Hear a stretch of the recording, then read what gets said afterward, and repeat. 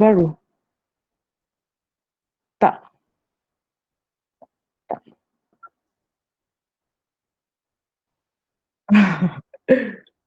Tak ada. Sekejap. Okey. Okey. Baik. Bismillahirrahmanirrahim. Assalamualaikum dan selamat sejahtera kepada tuan dan juga rakan-rakan. Nama saya Afifi Nuraha daripada kos Biologi Marine dan tajuk saya pada hari ini adalah halangan ataupun cabaran dalam penyembelihan patriotism di Malaysia dan juga cadangan bagi penyelesaiannya. Baiklah, patriotism sering dikaitkan dengan kesetiaan dan kecintaan terhadap negara sendiri.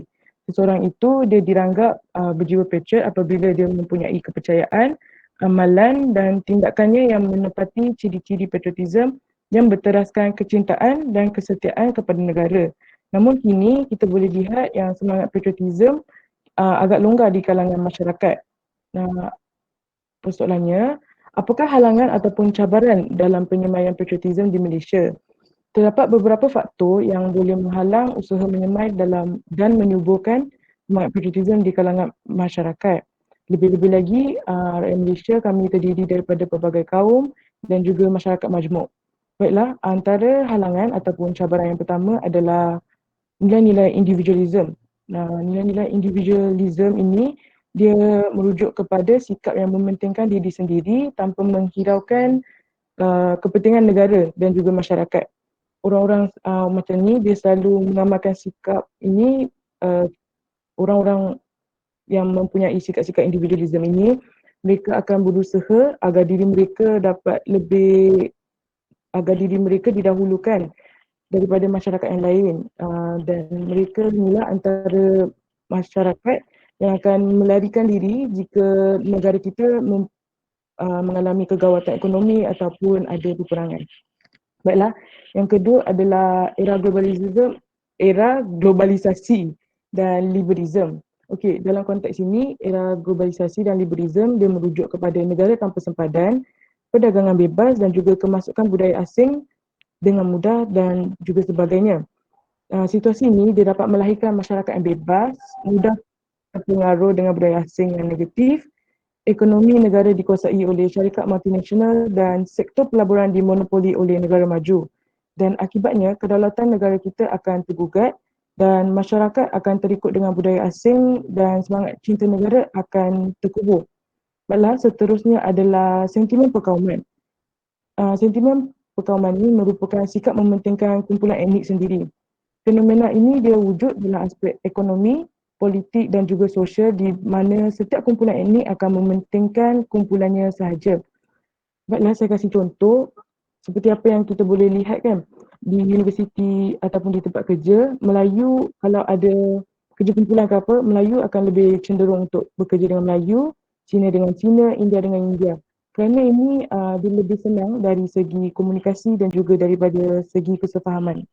Ini juga ditambah lagi dengan pemisahan fizikal tempat duduk, perbezaan sosioekonomi di kalangan kaum dan juga perbezaan budaya.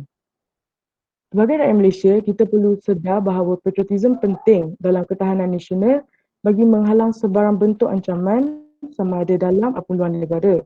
Pada pendapat saya, antara cadangan penyelesaian yang kita boleh buat adalah yang pertama sekali melalui media massa. Sama ada bercetak ataupun menggunakan elektronik, kita ini boleh dilakukan dengan penerbitan komik, cerpen ataupun filem yang berbentuk patriotik. Contoh-contoh filem yang berbentuk patriotik adalah Sarjan Hassan, Bukit Kepong dan Lieutenant Adnan. Uh, Media elektronik pula perlu membanyakkan menyiarkan lagu-lagu patriotism, lagu-lagu patriotik dan menerbitkan dokumentari tokoh-tokoh perjuangan kemerdekaan dan menyebarluaskan lagi semangat patriotism dalam rancangan yang diterbitkan.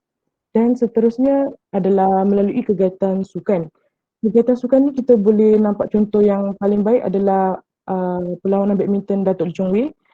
Kita boleh lihat apabila dia ada pertandingan macam Olimpik ke, ada Thomas Cup dan sebagainya. Rakyat Malaysia, satu Malaysia kita akan duduk sama-sama, kita akan sorak sama-sama tak kira bangsa, umur dan sebagainya. Dan okey, baik. Seterusnya adalah melalui kegiatan sukan, seni dan budaya. Pembangunan sukan, khususnya sukan popular seperti bola sepak, badminton, hoki, olahraga dan sebagainya perlu mencapai taraf dunia kerana sukan berupaya menjana patriotism dan menyatukan rakyat dengan cara yang cukup mudah dan berkesan. Pencapaian tinggi atlet dan pasukan kebangsaan di peringkat Asia dan dunia sangat penting untuk memulihkan imej dan rasa bangga diri sebagai seorang rakyat Malaysia terhadap negara. Begitu juga dengan seni dan budaya. Kita perlu diketengahkan ke peringkat antarabangsa bagi melahirkan semangat cinta akan budaya Malaysia dan seterusnya kita dapat membendung budaya asing yang tidak sesuai dengan budaya tempatan. Sebagai kesimpulannya, agenda patriotism perlu disemarakkan di kalangan rakyat Malaysia dan bukan hanya bermusim. Sebagai sebuah negara yang berbilang bangsa, maka tanggungjawab mempertahankan negara perlu dipikul oleh semua rakyat.